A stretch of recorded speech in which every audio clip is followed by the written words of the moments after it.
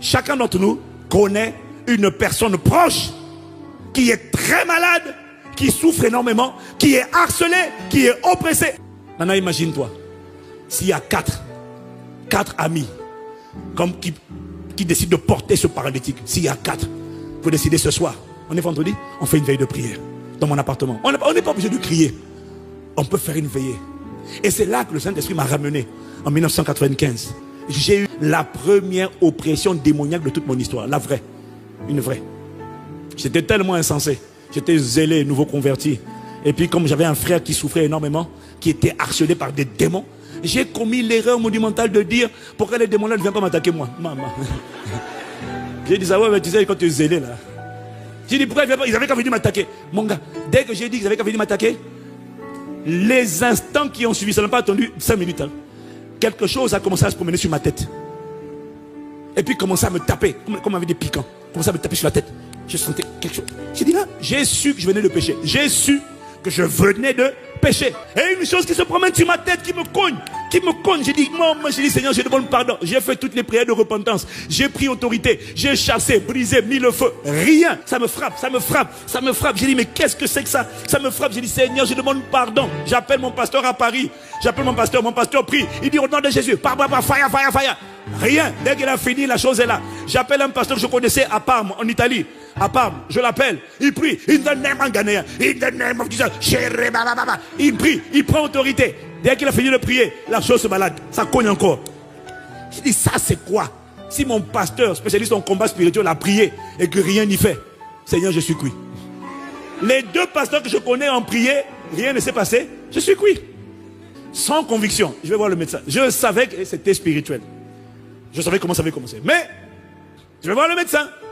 J'ai dit, docteur, préconisez-moi quelque chose. C'est ça. On compte sur le système, on compte sur les choses du monde. On va aller chercher Dieu, on compte sur le monde. J'ai dit, docteur, donnez-moi quelque chose. D'accord, on va essayer des gouttes. C'est peut-être une allergie. Je savais que ce n'était pas une allergie. Dès que je mets les gouttes sur la tête, ce qui me cognait la tête, tout le crâne a commencé à se promener dans tout mon corps. Maman. Imagine-toi, on prend des cactus avec des piquants et puis on te cogne comme ça. Tout le corps. Ça tourne, ça se balade comme un moteur. On dirait une pelleteuse qui est en train de me cogner. On te pique. Toute la journée, 24 heures sur 24. Dans un élan de désespoir. J'étais seul. Je dis, je vais faire 3 jours de jeûne. J'avais jamais fait 3 jours de jeûne. À sec. J'ai dit, je ne mange plus. Je ne peux pas vivre comme ça. J'ai dit, je ne mange plus. Je ne dors plus dans mon lit. Et, Dieu merci, j'avais des frères d'origine africaine. Que Dieu les bénisse. 4 frères qui ont décidé, quand je leur ai raconté ma détresse, ils ont accepté de veiller toute la... J'ai commencé le vendredi.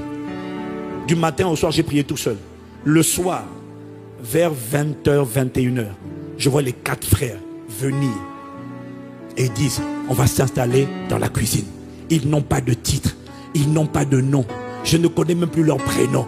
Mais ils ont dit, on va s'installer dans la cuisine. On va prier toute la nuit. On va prier avec toi. On va faire une veillée de prière. On est resté là de 22h. Ils n'avaient pas de titre. Le Saint-Esprit aux commandes. On ne cherche plus les hommes de Dieu. On cherche le Dieu des hommes. Il m'a dit, combien d'entre vous avez fait ça? Tu connais une soeur qui souffre, tu connais un frère qui souffre, tu as un département, tu as un ministère. Quand vous êtes assis et vous avez entouré cette personne-là, vous avez dit, mets-toi au milieu. Aujourd'hui là, ton cas là doit être réglé. Ton cas doit être réglé aujourd'hui. On va crier à Dieu. Bien-aimés, ils m'ont accompagné. On a prié à Dieu toute la nuit. On a chanté, prié, chanté, prié, chanté, prié. On a frappé. On a imploré la miséricorde de Dieu. On a imploré. On est jusqu'à 5h du matin. Je ne sais plus quelle heure, 5h ou 6h, je ne sais plus. On a prié. Et quand on a fini de prier, la chose était toujours là. En train de se balader sur mon corps. Elle se baladait. J'ai mis ma natte dans ma chambre. J'étais en colocation. J'ai mis ma natte. Je ne dors pas dans mon lit. Je mets ma natte au sol. Je vais dormir. J'ai dit, frère, merci. C'est quand j'ai ouvert les yeux, à 11h du matin. Quand j'ouvre les yeux, je sens rien. Je dis, hein? Est-ce que ça se balade? Non, attends. Ça se balade plus. Et là, il m'arrive une chose bizarre. Je sens des écailles, mais en milliers d'écailles qui tombent de mes yeux. Qui tombent. C'est comme si on est en train d'éplucher un poisson. Je sens des écailles qui tombent. Des écailles. J'ai dit, mais qu'est-ce que c'est? Je n'avais plus aucune sensation, mais c'était des écailles. J'ai dit, mais qu'est-ce qui m'arrive? Des écailles. Mais je ne ressentais aucune oppression. Et là, j'entends dans mon esprit. Il tomba des yeux de Saül comme des écailles. Waouh! C'est le Saint-Esprit. C'est le Saint-Esprit.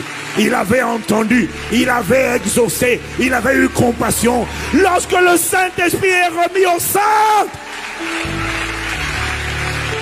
il m'a dit, Église, arrêtez d'attendre que toutes les convocations se fassent à l'église. On ne parle pas de groupes indépendants, hein. On parle de groupes qui sont dans l'église, qui prient pour les intérêts de l'église, pour les gens de l'église, et qui décident d'entourer leurs frères et leurs sœurs et de dire, il y en a marre de cette maladie, il y en a marre de cette condition, on va veiller avec toi toute la nuit, et si ça ne change pas, vendredi prochain, on veille encore avec toi toute la nuit, on va payer le prix ensemble. Une armée. On n'a pas besoin du pasteur, on n'a pas besoin de l'assistant pasteur, on n'a pas besoin de l'apôtre, on a besoin d'hommes et de femmes qui remettent le Saint-Esprit au centre.